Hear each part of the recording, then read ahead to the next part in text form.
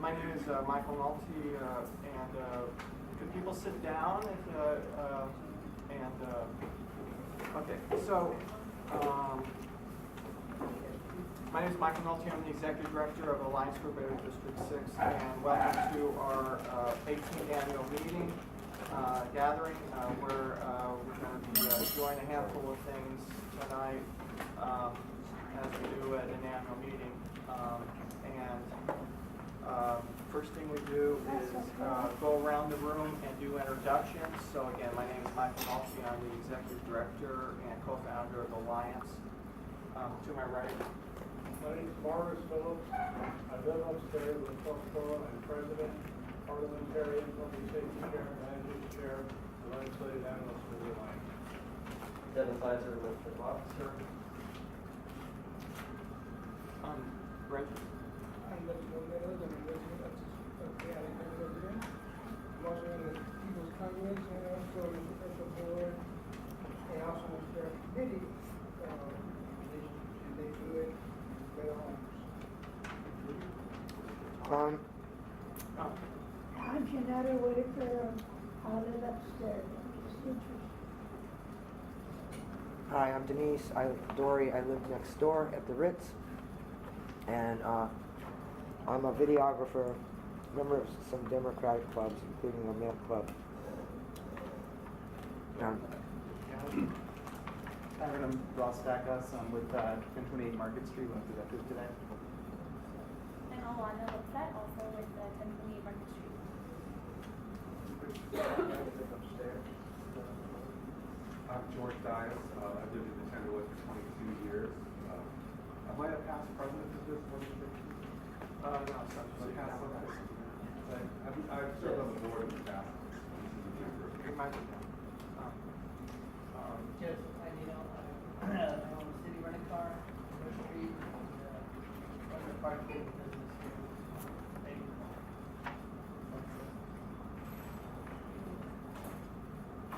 Lady in the red hat. She's looking away. Could you introduce yourself? Resident. Just could you introduce yourself? Yeah. Okay, thank you. I'm living here. I'm in Medina Lero. All right, thank you. In the back. My name is Sid Kim. I'm over to Joe. I'm one of the managers. Hi, my name is Carmen. I'm here from Welcome everybody.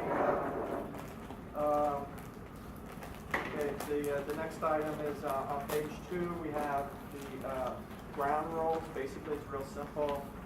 We usually videotape our meetings because not everybody is always able to attend our meetings. And we ask people to not heckle or call names, be nice, and this is a safe environment, so we ask you to please keep it that way by not being negative, and to do not interrupt speakers.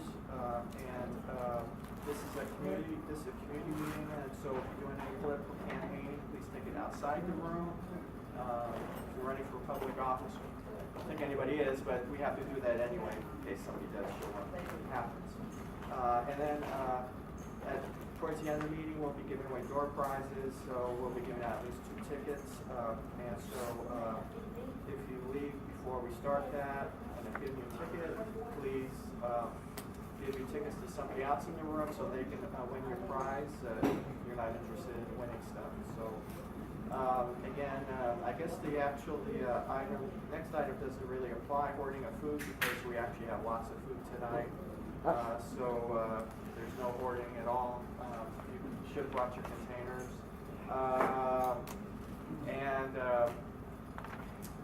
So again, welcome to the 18th anniversary meeting.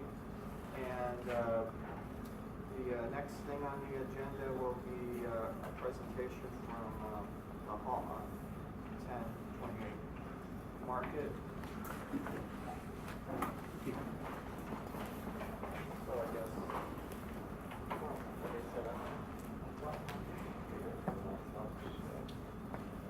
There's a pro right now. Right under the table. Oh. Got the projectors and the No. the projector. We'll just project on here. Okay. Yeah. Maybe put it up here so it's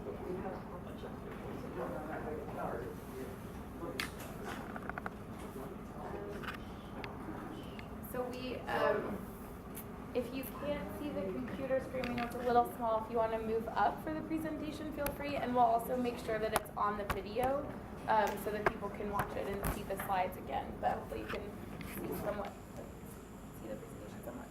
And anything that's small words or pictures, we'll make sure you get the gist of it so you don't have to squint your eyes and read. So hi everyone, my name is Ross Stackhouse. This is my colleague Alana Lipset. We're from the development team behind 1028 Market Street, which is a project on the north side of Market between Taylor and Jones Street. You may be familiar with the site because it's currently occupied by a temporary activation called The Hall, which is a project that we built out ourselves. And we built it as a way to bring energy and vitality to that block, which had been pretty run down for a while before we acquired the site in the temporary period while we were entitling the project that we're going to present today. So I just want to take some time today to walk you all through the project we plan to build and tell a little bit of the story about how we got here. And just for a little bit of context, we were here about 6 months ago, so it's really nice to be back. We're coming back today specifically because we have a hearing for our project at the end of the month, and so we wanted to keep you all as up to date as possible on where we were at the process.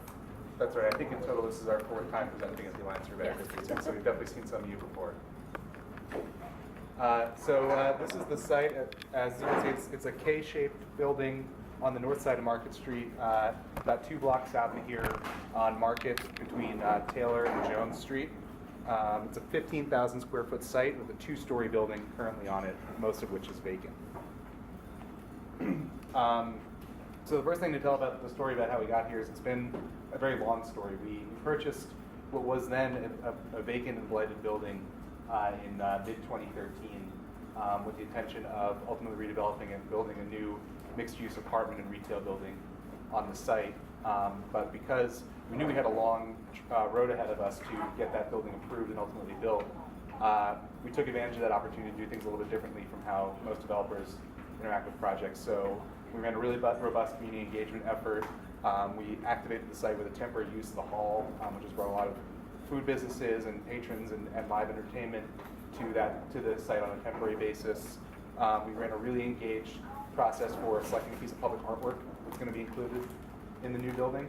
And we've had tons and tons of community events at the hall for nonprofit fundraisers and happy hours, for community breakfasts for people who come and learn about the project, for people who provide input on what they want to see in the future building, whether it's input on what the ground floor retail should include or input on what the building should look like. And so it's been a really exciting and rewarding opportunity for us to get to know people from all sorts of different parts of the neighborhood, because as you all know, this is a really large and complex and diverse neighborhood, and so we feel like we've had a good chance to get to meet a lot of different people. This is really small, but just shows our timeline again. Again, we bought the building in mid-2013. We started the plan of building out the temporary use in early 2014, and the hall opened in October 2014. Since then, we've been going through a lot of design and permitting with the city, presenting the project to the public, getting people's feedback, doing the community engagement effort that I described earlier. And then we're finally ready to actually present the project to the Planning Commission later this month, and we'll be going there on the 26th of January to present the project for final approval. From there's some more design and permitting work to do, so we'll probably break ground if we get approved in January sometime towards the end of this year. So this is a summary. It's very small, so I'll read it out. It's some of the community benefits that the hall's been able to provide in its 2.5 years of operation. We've created 30 jobs, a lot for local Tenderloin residents. We've supported 11 small businesses that have passed through the hall, and some of them have actually gotten their start and moved from the hall into brick and mortar restaurants in the neighborhood, using the hall as a stepping stone to get there, which has been really cool. We spent almost $1 million to build out the space, and that wasn't because we were going to try to build a really profitable restaurant. In fact, the hall hasn't returned any of that money. It's really just to provide something that would be a positive thing for the neighborhood and for the community in a 2-year period when we knew we were otherwise going to have nothing to do with the building because we were redeveloping it. We hosted 100 free events at the hall, including over 50 nonprofits in the space who have used bar sales from the hall to support some of their efforts and raise awareness and raise interest in what they do. We donated over $150,000 to nonprofits and other groups in the Tenderloin through both donation of space in the hall and also through direct financial contributions. We've held weekly pop-ups benefiting local merchants. We've created partnerships with 6 Tenderloin youth groups. We sponsor weekly free music for people in the neighborhood to come by and enjoy music, movies, entertainment, all sorts of kind of enlivening activities. We can take questions as we go. One question is the nonprofit using your space.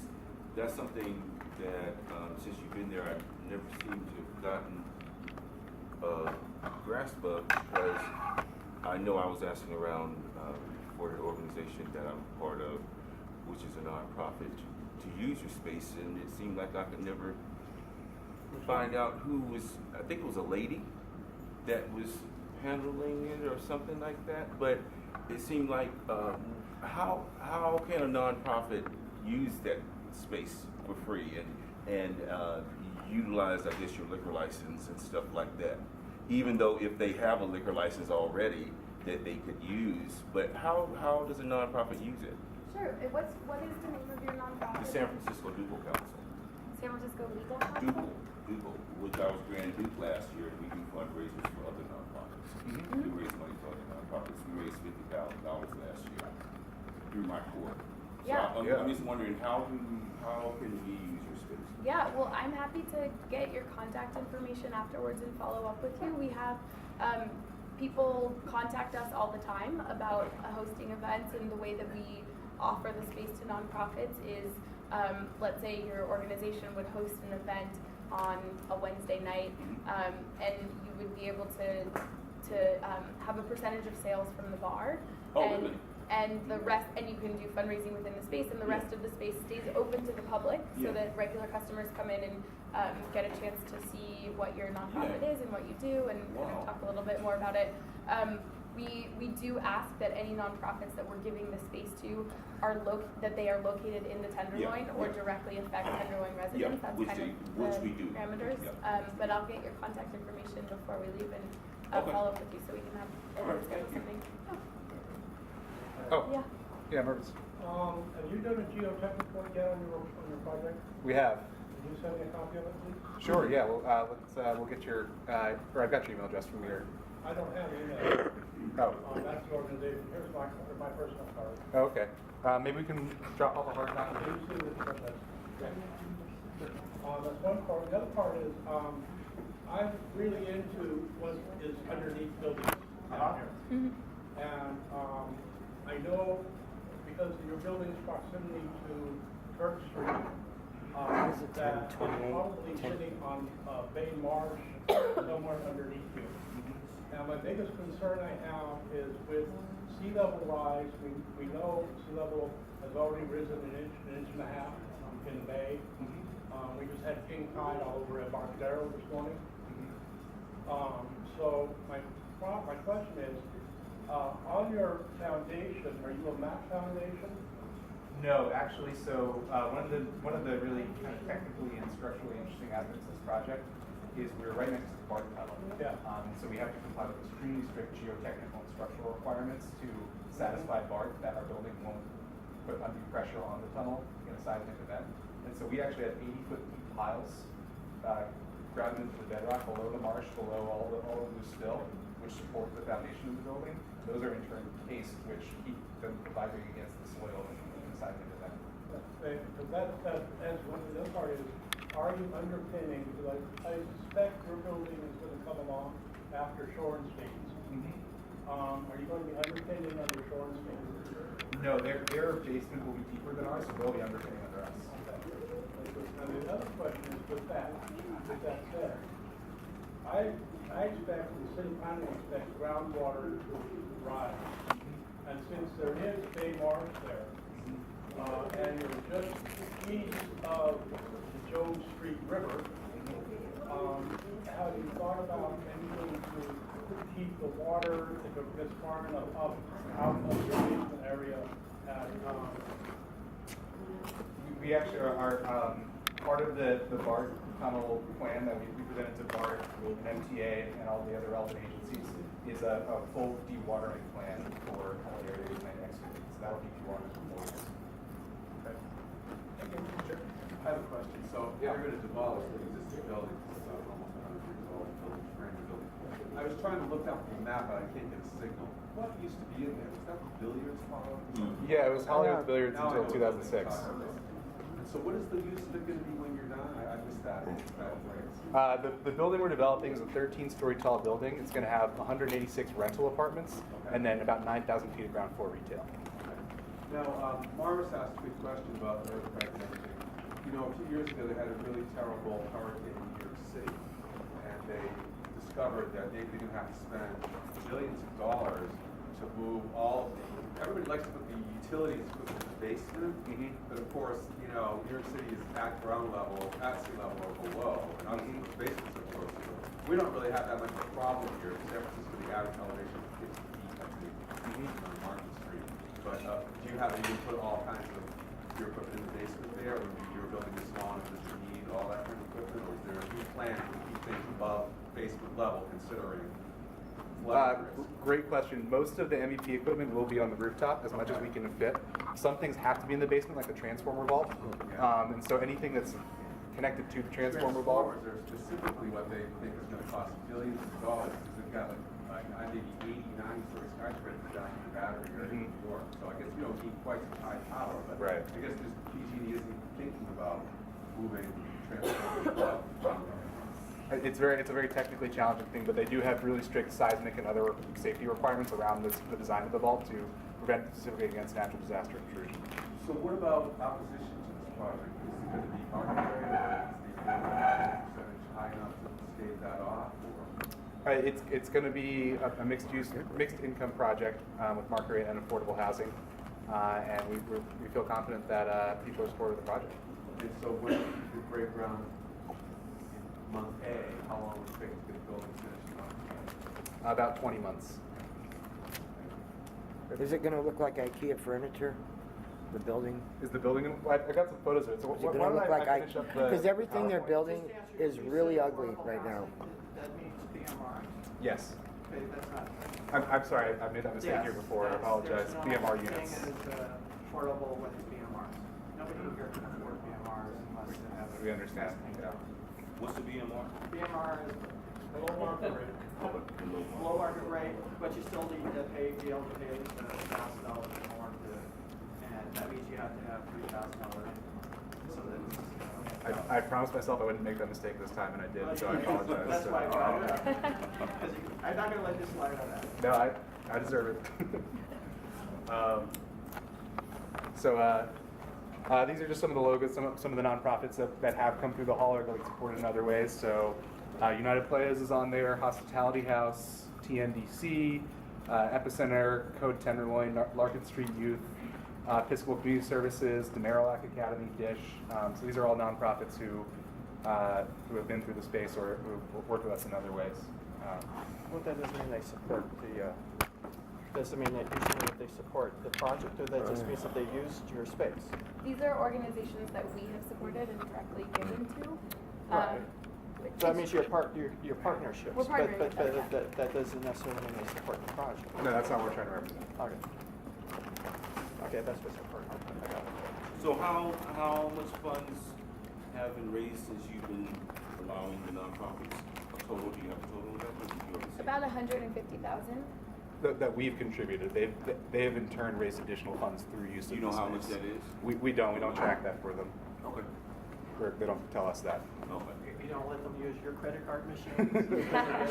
Yeah. Margaret. Is your draft EIR out yet? It is, yeah. It was published in September. You said you're on those two? Of course. They didn't say Geotech and EIR.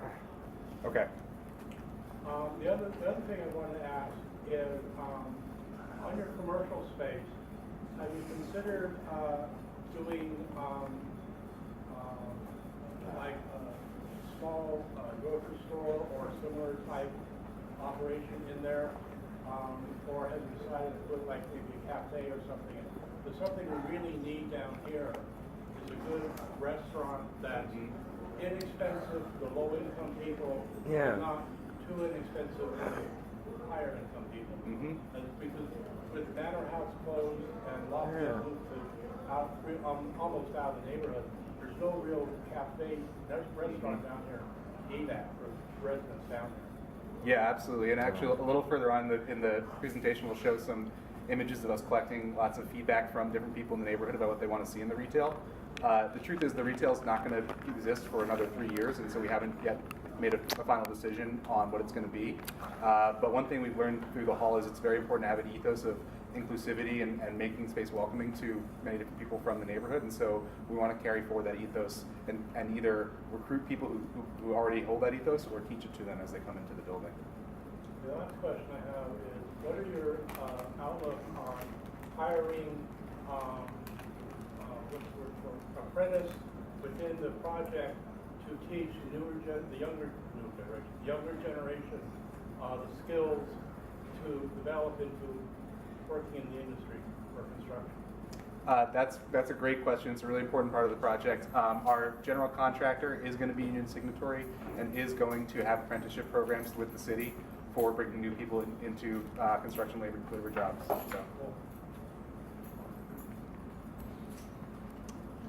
So just a few more tiny numbers to throw at you guys.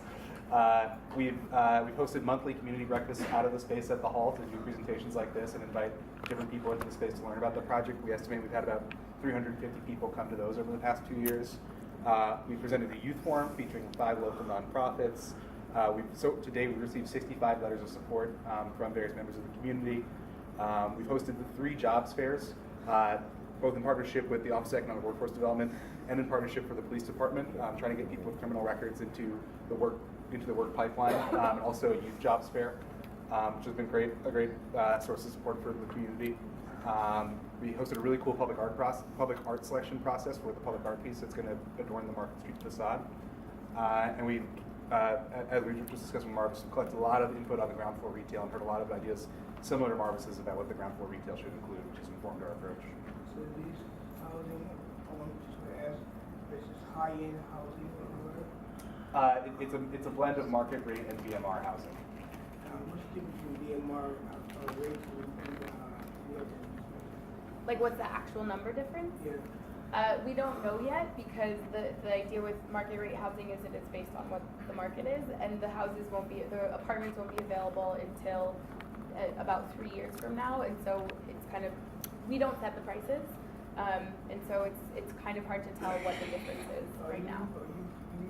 Your company are planning to build actual housing for people who cannot necessarily afford plans that are being paid by others, like, Take away our Social Security. Yeah, so the BMR levels are set by the city, and so we charge the rents that the city sets for what BMR is. We understand that that's not. So the city sets the rents? Yeah. Interesting. People used to have in buildings and they set the rents according to how they thought it was right. The mayor's office and housing gives out the vouchers and Vouchers. well, in this case, it's market, you got the qual, you have the income qual. Mayor's office and housing. They're not the mayor's office and housing. They Well, I know, I play part of the program because that's what they're doing to get the project going. It's part of the conditions. Why don't you go through the conditions you have on your The conditional uses? The only conditional use we're seeking from the project is the FAR, the overall density of the project. You're allowed to exempt the BMR units from the density calculation. So we're able to build a bigger project because we're building the BMRs, and so we're seeking conditional use for that. That's the only conditional use we're seeking. So you're not going any height limits or? No. We're getting a small exception for the elevator overrun to be over the height limit, but that's a pretty administrative. So you guys got nothing to over what happens as far as your building goes, as far as rents are. Nothing to do with that. Also, right? For the BMR units. BMR. Yeah. Back there. Oh. Quick question, Hey, sorry. sorry. You covered it before, so you were going for planning. January 26th. Okay. And anticipate breaking ground. Fourth quarter this year.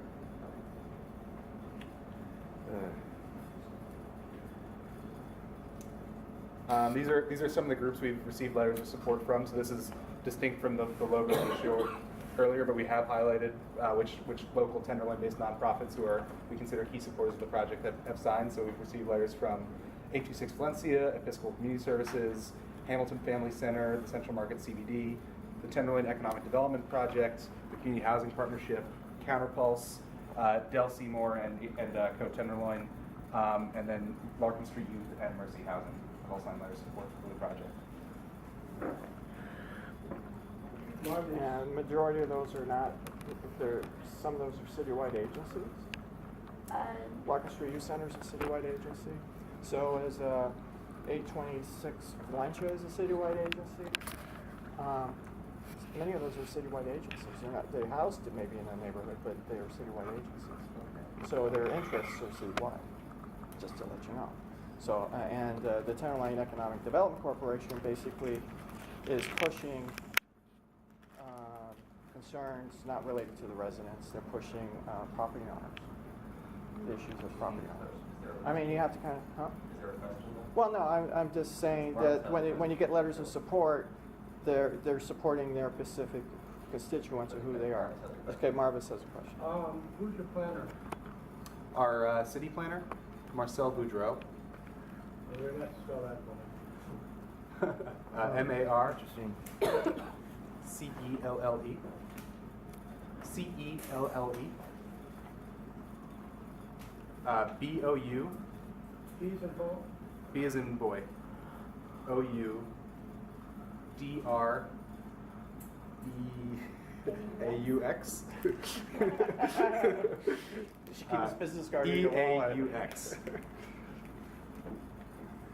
Definitely not one of the easier players to So when Shorenstein had their list was a lot larger, but see, there was more people doing their outreach. Shorenstein for their parking lot across from St. Anthony's. But yeah, it takes a lot of work. In other words, nobody agrees on anything. We get that dynamic. But there is no resident organizations, resident groups there. None of them. There are agencies. Well, not yet. If you can get that information to me in the next couple of days, then I can do a letter, look over it and do a letter. I send my stuff to Dennis to email. And then I can draft them, type the letter and send it on to planning. We would really appreciate that. We'll drop that stuff off tomorrow. And if you can stick on your email address there, I'll make sure you get a copy of it. We'll give you a cover letter with all the project details and get that to you tomorrow. Yeah, thank you. So do you know what's happening with Show Dogs? It's near you. We know they moved out. You got to take it over the space? I'm just. We talked about it. It doesn't really lay out well for what the hall does right now. Yeah, no, I just because it's nobody likes to see vacant. No, we don't either. Vacant areas. Yeah. All right. Is there any other questions for the presenters? Because we didn't. I'm gonna miss those buildings. Do you want us to really briefly show some drawings of some renderings of the building? Do you have any the art? Did you look at the art? The art piece, yeah, we can show. So just one final note, which I think is reflective of the approach we've taken. The art piece we selected, the standard approach for developers is to hire a special consultant to go out to 5 or 6 well-known artists who almost a bid for an RFP, and one of them gets chosen, and it's always kind of the same thing. We opened up the process substantially. We posted in every avenue we could. We got 133 art submissions from all around the world, including a lot from right here in San Francisco. We put together a panel of 6 representatives of the San Francisco arts community to pare that down to a group of 8 finalists, and then had public voting on the 8 finalists, and we received almost 300 votes on the art piece, and ultimately ended up selecting the piece that was most favored by the public. It's a piece called Infinite Reflections by a Bay Area artist named Sanaz Mazanani. And it's a piece we're really proud of. I think it's going to be a great beautification aspect of Market Street once it's done, and create more vitality and energy for the project. So you can maybe close with the big rendering. Yeah, so we understand you guys have to get on with your agenda, so we'll take any final questions.